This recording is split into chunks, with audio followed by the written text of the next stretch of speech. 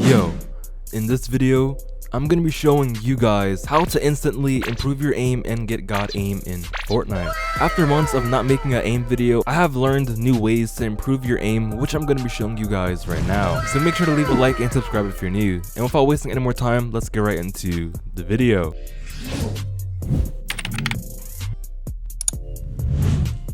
Jumping straight into the video, there is something very important that I have been doing recently to improve my aim, and that is while tracking, instead of focusing on the crosshair, I focus more on the enemy's movement. So let me explain. When you're aiming at someone, you'll naturally be focused on positioning your crosshair perfectly so you aren't missing as many shots. After hours of training in Kovacs and implementing it into Fortnite, I did learn that looking at your crosshair while trying to hit a shot will increase the chances of you missing a shot because of your opponent's unpredictable movement. So for example, let's say if a player jumps or strafes, you are more likely to hit a low damage shot or just completely miss compared to if you're focusing on your enemy's movement while you are fighting. Now, no doubt will this take some time to practice, but the rewards for not crosshair aiming is 100% worth doing. You guys should know by now, there are a lot of creative maps that you can use to improve your aim and the rest of your mechanics. This video is not to show you guys creative maps to use, but for this part of the video, I am gonna show you guys the best up-to-date maps you guys should consider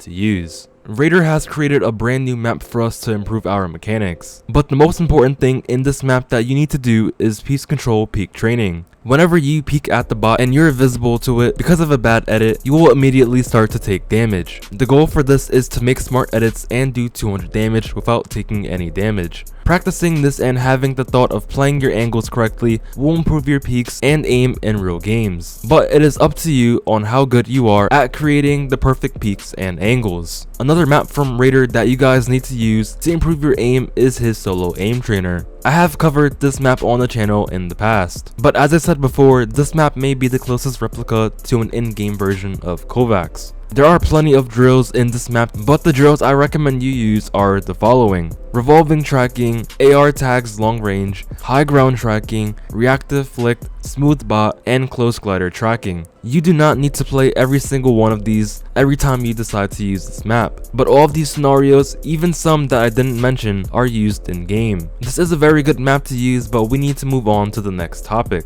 Since I did mention Kovacs, we need to talk about using aim trainers. But Kovacs does not just quote-unquote improve your aim, but it also improves your mouse control, which improves your aim if you are constantly challenging yourself in Kovacs. No doubt will aim training every day or even every other day will get boring very quickly, but there is a thing called self-discipline. If you're in or even trying to get in the competitive scene, you will definitely need self-discipline. Not only will using aim trainers like Kovacs or aim labs be a factor of self-discipline, but the rewards of it will pay off. Jumping into the next topic, we're going to be talking about mouse DPI optimization. Your mouse DPI is very important. A lot of pro players have been switching to high DPIs such as 800, 1600, and higher DPIs. Your mouse will have more pixels in game to process if you're using a high DPI. This will prevent pixel skipping on your mouse compared to if you use 400 DPI. Pixel skipping can result to inconsistencies, resulting in choppy aim. Using a higher DPI will make your aim less jittery and more smooth, since your mouse is receiving more pixels. You guys need to remember, if you plan on switching or just trying out 1600 DPI, you will need to lower your in-game sense. An easy way to find your sense on a new DPI is to use an eDPI calculator. And of course, speaking of sensitivities, the next thing you guys need to do to improve your aim is find the sensitivity that is perfect for you.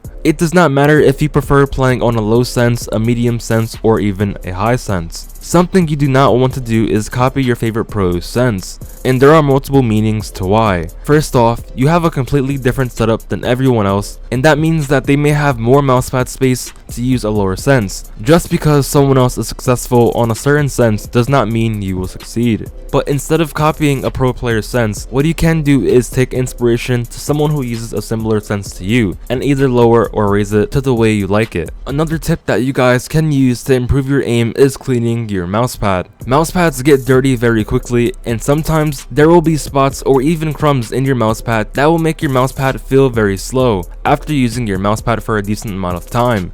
Now a trick that you guys can do instead of just buying a new mousepad is flip your mousepad the other way around. You guys may think that that is a weird idea to do, but you have to look at it like this. When you are using your mousepad on one side, sometimes the feeling will wear off. So if you are flipping it to the other side that you don't use, it is almost like having a brand new mousepad. This is another problem that can lead to inconsistencies in your aim. The last part of this video is to learn how to pre-aim, be patient, and to shoot last. Let me explain what I mean. Let's say you're right in front of someone. Your first instinct will be to just shoot.